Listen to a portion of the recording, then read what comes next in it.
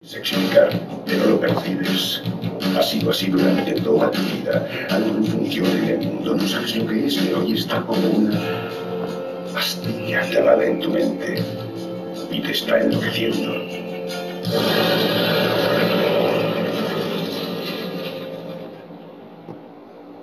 Bienvenidos a La Píldora Roja, un espacio donde jóvenes profesionales discutimos las ideas que pueden hacer del Ecuador un país libre y próspero. Hoy conversaremos sobre la fatal ignorancia de las élites y para ello nos acompañan tres invitados. Regresa a nuestro panel Fernando Moreno Camacho, quien es especialista en marketing digital. Un gusto estar de vuelta. Bienvenido a tu casa, Fernando.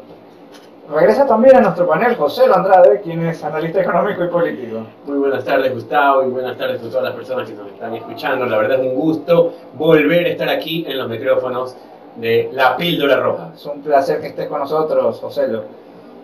Y está con nosotros también nuevamente Juan Carlos Maldonado, quien es director del Instituto Olmedo. Muchas gracias. Gracias por estar con nosotros. Enseguida comenzamos a discutir, pero antes revisamos el punto de mira. Pese a contar con un holgado bienestar material, la élite social y económica del Ecuador no ha desarrollado un interés serio por fomentar el mundo de las ideas. Daría la sensación de que ni siquiera hacen el esfuerzo de cultivarse a sí mismos, lo cual queda evidenciado en muchos casos con una simple conversación. Lo cierto es que, pudiendo asumir un rol clave en la discusión de las ideas que marcan la agenda del país, salvo honrosas excepciones, le dejan ese campo a la izquierda. Hoy, en La Píldora Roja, analizaremos lo que implica no entender la utilidad, así como el poder político y social que tienen las ideas para transformar el curso de la historia de un país.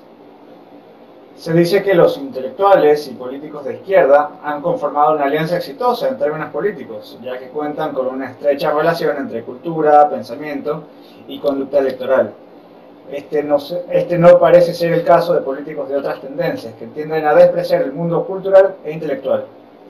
Desde su perspectiva, ¿a qué se debe este histórico desprecio por parte de las élites sociales y económicas del Ecuador hacia el mundo de las ideas y la cultura?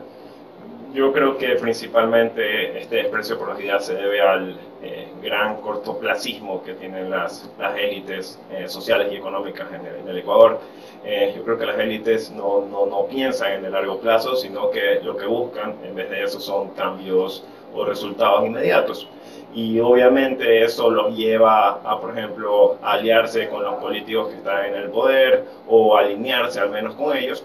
Entonces las élites terminan viendo que el camino más rápido y probablemente el más viable para lograr el progreso es en sí la política. Entonces yo creo que es esta visión de corto plazo que tienen las élites lo que ha hecho que desprecien las ideas porque obviamente no le ven una utilidad rápida.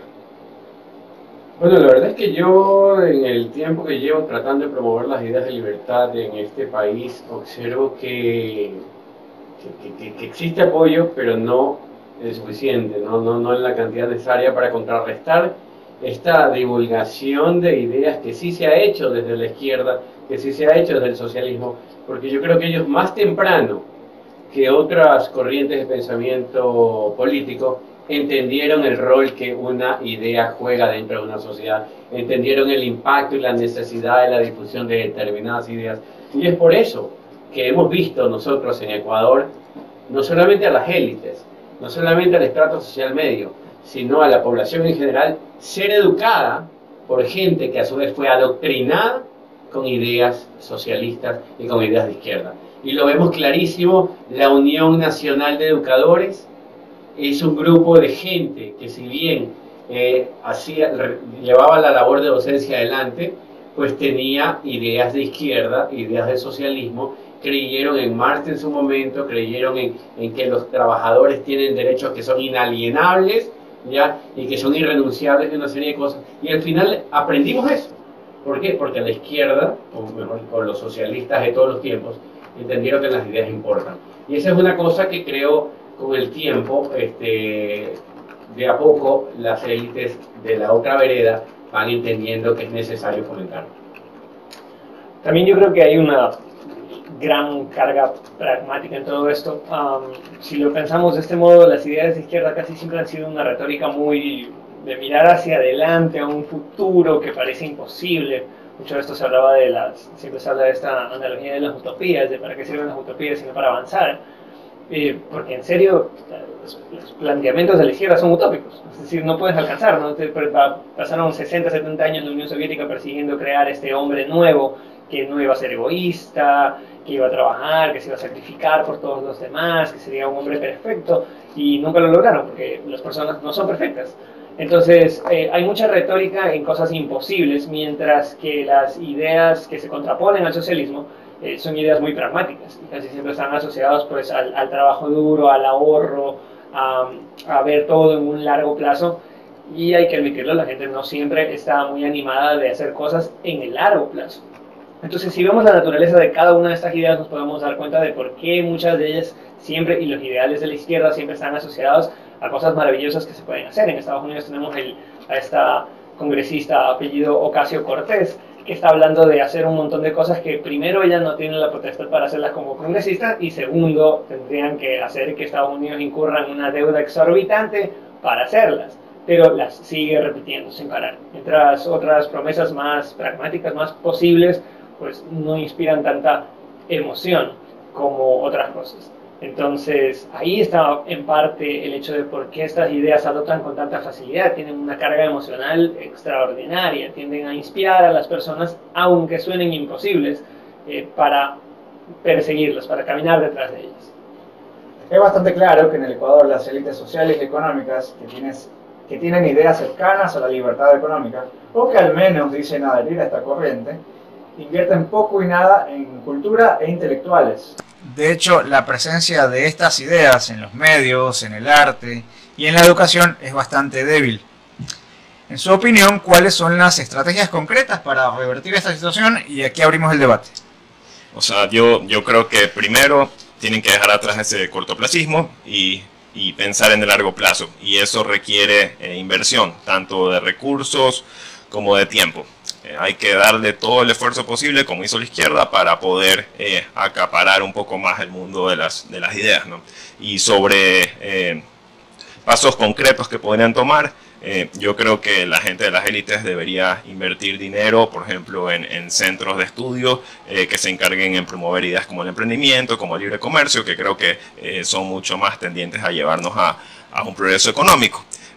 Junto a esto, también financiar ya cualquier iniciativa que esté creada, por ejemplo en think tanks o en organizaciones que ya promueven estas ideas. Yo creo que lo que podrían hacer es vertir más recursos en ese tipo de iniciativas que ya están en funcionamiento y que simplemente necesitan un fortalecimiento en cuanto a dinero y a recursos disponibles. Y también algo que creo que no se puede dejar por fuera es que las mismas élites deben salir y aprovechar que ya son visibles, que son personas conocidas en su mayoría, para hablar de estas ideas.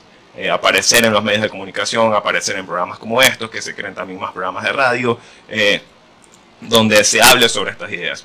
Que no es suficiente con poner recursos sobre la mesa para que otros lo hagan, sino que todas las personas que estén interesadas en tener un progreso material, un futuro mejor, deben salir y hablar sobre esto.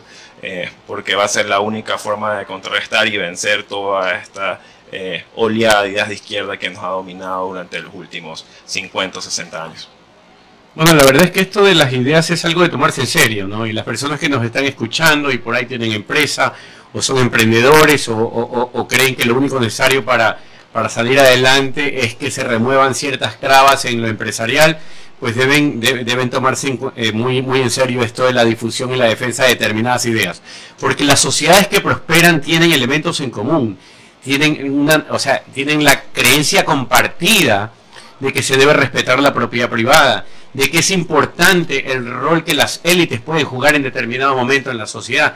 Por ejemplo, si bien, difundido o no muy bien difundido, pero para el 1999, para el tiempo de adopción de la dolarización, hubo no solamente una especie de acuerdo implícito dentro del cual los ecuatorianos ya estaban dolarizados, sino que las élites yo creo que también jugaron un rol difundiendo la idea de que era importante dolarizar al país y por suerte esa idea tomó raíz, tomó tierra y eventualmente nos dolarizamos y hoy gozamos de un beneficio que otras economías latinoamericanas no poseen. Las ideas importan, es así de sencillo. ¿Quién está educando a tu hijo en este momento? ¿Qué libros están leyendo tus hijos en este momento? ¿Qué música está escuchando tu hijo en este momento? Y no me refiero solamente al reggaetón, cosa que ya de por sí es bastante censurable, sino a la letra y al contenido. Yo tengo 44 años y la verdad crecí escuchando canciones protesta, de música protesta, y tienen un mensaje subliminal. Cuando yo escucho esas canciones que tienen que ver con el Che Guevara, honestamente me da náusea, me revuelven el estómago, siento ganas de vomitar, pero allá en la sierra, no sé aquí en Guayaquil, pero allá en la sierra las cantan a boca de jarro. ¿Quién está educando a tus hijos? Esa es una cosa que debes tomar en consideración, ecuatoriano, guayaquileño o empresario. Y hay que invertir en eso. Uno de los peores legados de la revolución asquerosa que vivimos durante esta década es el daño a la educación que han hecho con Ecuador. Eso del buen vivir, esa porquería del summa causale, esa porquería de constitución que nos dejaron, esos libros que no sirven para maldita sea la cosa y que lo que hacen es adoctrinar a los jóvenes ecuatorianos. Tienen que ser botados a la basura, eso sí, botados al tacho, en la basura de la historia, como decía el propio energúmeno ese, Rafael Correa. Necesitamos un cambio en educación, un cambio en ideas, necesitamos valores diferentes, porque durante más de una década se sembraron antivalores. Y si no removemos esa semilla, si no removemos esa porquería que se sembró, difícilmente este país tendrá futuro. Más allá del mundo intelectual, ¿cómo podemos instalar esta idea de que el socialismo no funciona, de que es necesario abrazar una agenda de libertad? ¿Cómo podemos instalar en las grandes masas del país, en el ciudadano de a pie, esta necesidad de que hay un camino distinto y de que ese camino conduce a la prosperidad? ¿Cómo lo hacemos? Hay maneras, y yo creo que la manera más específica es haciendo a las personas responsables de sus propias decisiones. La gente no va a entender que esas cosas traen miseria hasta que la miseria los alcance, y eso es, y a veces ni así, porque a veces estas ideas son instauradas de manera tan sencilla, tan delicada, no sencilla, pero delicada, muy metódica, que la gente no se da cuenta, ¿no? Es como esta historia de la rana esta que salta en el agua y luego le comienzan a calentar lentamente y se muere porque nunca se dio cuenta de que la temperatura estaba subiendo. Pero una manera de hacer eso, o sea, de cómo podemos ayudar a las masas a que se sientan responsables de estas decisiones, es el hecho de ayudarles a darse cuenta. No sé, todos hemos escuchado sin duda alguna vez en la vida, cuando uno le pregunta a una persona en tiempo de elecciones por quién va a votar, te dicen, no me importa porque yo vivo de mi trabajo. Ya, pues, ¿qué pasa si usted es importador y de repente le dicen a usted que al bobazo que eligieron le dicen, se le para el pensamiento y dice que quiere hacer una ley en donde ya no pueden importar tu producto? Ya, entonces... es la primera vez que escucho esa expresión, se le para el pensamiento. Claro, o sea, es que se eleva. Entonces... ¿y qué pasa cuando, o sea, digamos que no eres importador, digamos que eres taxista, ¿no? Entonces el loco es el que no quisiste elegir o no te paró bola, tú quieres salir a trabajar y de repente te dicen que ya no puedes. Hay un costo con esas decisiones que no tomamos, y cuando no nos hacemos responsables de esas decisiones, no es que simplemente seguimos trabajando y nos mantiene nuestro trabajo. Entonces pasa lo mismo con estas ideas, a menos de que las personas se den cuenta de que las ideas realmente importan, porque detrás, Milton Friedman dijo eso, que detrás de todo gran cambio que ha habido en la historia, primero ha habido un cambio en el clima de ideas. En este país también ha sucedido eso, querramos o no. Ha habido un cambio en el clima de ideas antes de que haya un cambio tácito, así palpable en la sociedad. Entonces, si antes de lo político hubo un cambio de lógica. Correcto. Recuerda, pues antes de que Rafael Correa llegara al poder, decía, se veía en las calles, se lo gritaba en las calles, que se vayan todos, estaban hablando de la constituyente, y ese tipo de cosas que eran parte de la agenda venezolana, ¿no? Sí. Entonces veíamos ese ruido venir, y claro, vinieron de alguna manera y cimentaron el espacio donde más luego se volcó acá pues esa dictadura que vivimos durante todo este tiempo. Claro, en la época de Lucio Gutiérrez se hablaba de una asamblea constitucional o constituyente. Recuerdo a mis padres discutir de ese tema. Y todo eso fue un terreno aplanado en las ideas que después tomó forma. Y es que no podemos evitar eso. Si nosotros pensamos que porque nos da la gana vamos a hacer esto, tenemos que entender que vivimos en un contexto, vivimos en una sociedad, y si alrededor nuestro a la sociedad le parece una buena idea tener que aplastarnos porque así va a estar mejor, pues va a ser bien difícil evitarlo.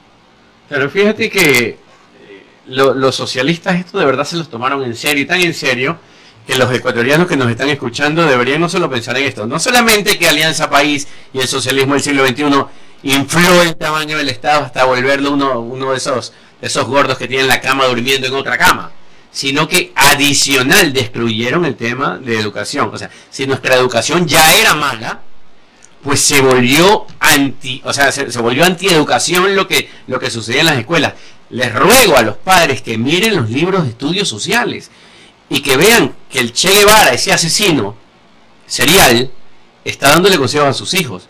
Que están diciendo que para el 99 vino el empresariado y destruyó hasta el país y surgió como respuesta el socialismo del siglo XXI. Y que lo pintan a Rafael como el iluminado Correa como el Mesías que viene en las nubes a salvar al país. Y de paso nos recuentan la historia, porque esto es importante, el relato es importante. Nos vienen a decir que antes de Rafael Correa y esta revolución de porquería, todo estuvo mal. Y yo viví ese país y lo quise cambiar, y no es que era la octava maravilla del mundo, pero era infinitamente mejor que el que tuvimos durante esta década desastrosa. Fernando. Yo creo que es importante que la gente conozca también lo que ha sucedido en otros países, ¿no? Porque a veces el hecho de recibir tanta propaganda hace que nos encerremos en esa cápsula que estamos viviendo, y yo creo que es bueno que la gente mire hacia afuera y mire los buenos ejemplos, que mire lo que pasó en Perú, lo que ha pasado en Chile. Perú, un país muy similar al nuestro, casi con el mismo Producto Interno Bruto per cápita por mucho tiempo, y en 15 años despegó. Entonces yo creo que es importante que la gente conozca sobre esas historias de éxito de otros países y que lo vea como un ejemplo a seguir. O sea, es posible, totalmente posible progresar como sociedad, pero es necesario que las ideas de libertad no solo se promuevan, sino que lleguen a aplicarse en la realidad. Entonces es eso, simplemente salir de esa cápsula en la que estamos encerrados de tanta propaganda y comenzar a ver hacia afuera, a ver hacia el mundo los ejemplos de éxito y seguirlos. Sabes que cuando yo pienso en contenido cultural, pienso en telenovelas. Telenovelas es lo que consume, pues, la gente en los barrios, el pueblo, es lo que consumen los ciudadanos de a pie.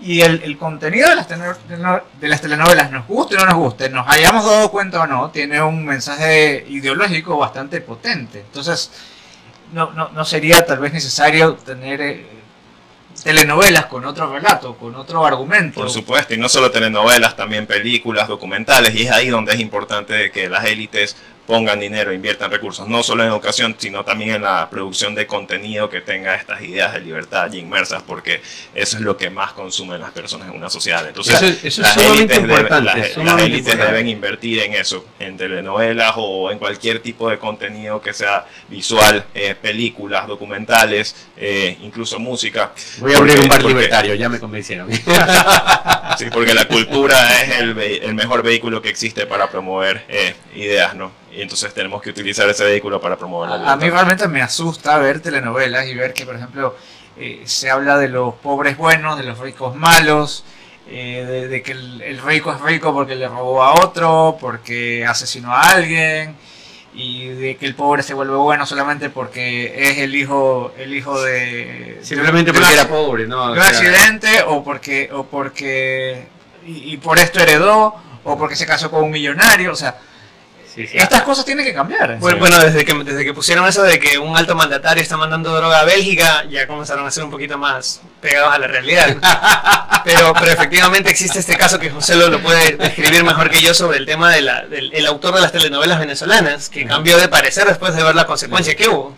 Y Gabriela Calderón nos comentaba de que ahora cambió la temática y tiene una novela que se llama Dora la Emprendedora, creo. Nora la Emprendedora. Nora la Emprendedora. Si fuera Dora ya sería muchísimo. Pero Nora la Emprendedora. No, definitivamente el tema del relato, lo que nos están enseñando en las aulas, incluso lo que están pensando nuestros profesores, porque lamentablemente esto no es solamente cuestión de qué es lo que recetan los alumnos, sino qué ideas tienen aquellos que están formando a quienes se supone deben formarse. O sea, lamentablemente la izquierda se lo tomó a pecho, entendió el rol de las ideas dentro de una sociedad y decidió tomarse ese espacio para que luego, cuando lleguen al poder, la gente acepte todo tipo de disparates. La gente crea que, por ejemplo, que lo único necesario para que el gobierno triunfe es que aumente el presupuesto, no importa de dónde venga el dinero.